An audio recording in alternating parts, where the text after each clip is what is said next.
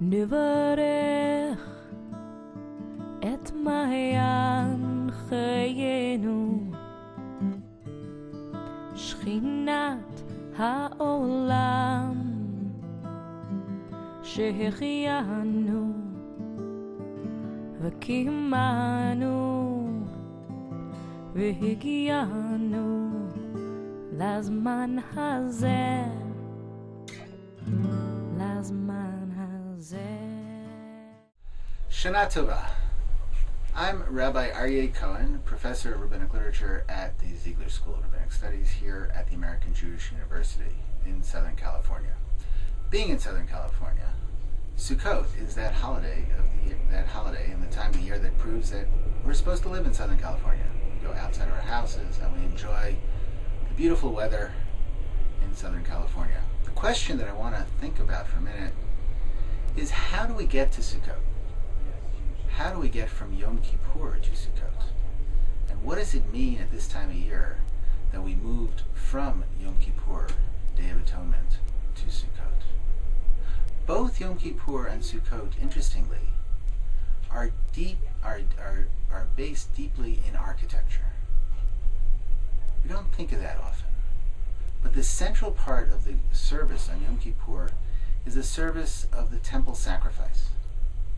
And the central part of the temple sacrifice service is when the high priest goes into the Holy of Holies, the Sanctum Sanctorum, the Kodesh HaKodeshim, the one day a year when he goes in and faces God through the cloud of incense. And Sukkot, of course, is also based in architecture. We make a sukkah, we move out of our houses, and we live in the sukkah. And so what does this mean? Yom Kippur, what does the Kohen Gadol find in the Kodesh HaKodeshim, in the Holy of Holies? God is everywhere. But sometimes we need to go to a specific place to realize that God is everywhere, that God is not only there.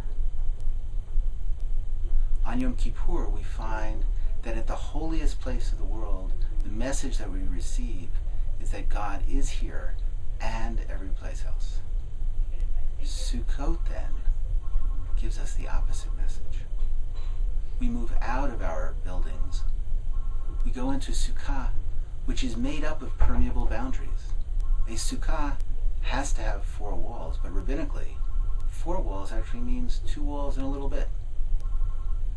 There's no bracha that's said over making a sukkah, which means that you can fulfill the mitzvah, the obligation of sitting in a sukkah, in anybody's sukkah. And one of the central practices on Sukkot is ushpizin, inviting in guests, both guests from long ago and present guests. The whole point of sukkah is moving outside of permanent boundaries into a place of permeable boundaries, where architecture is not defining space, but architecture is an open space, like Abraham's tent, open to the sky and open to the 4 directions. We find that we can create sacred space by saying our space is only a space because we share it with others. The space of Sukkot is a space of shared existence. I can only have a sukkah if I build it with other people. I make the blessing over sitting in that space with other people. And the sitting with other people is a blessing. In rabbinic literature, the opposite model of Sukkot is stone. Stone is a place of radical individuality, where people say what is mine and what is yours, and according to the Midrash, people get killed for sharing with other people. That's the nightmare.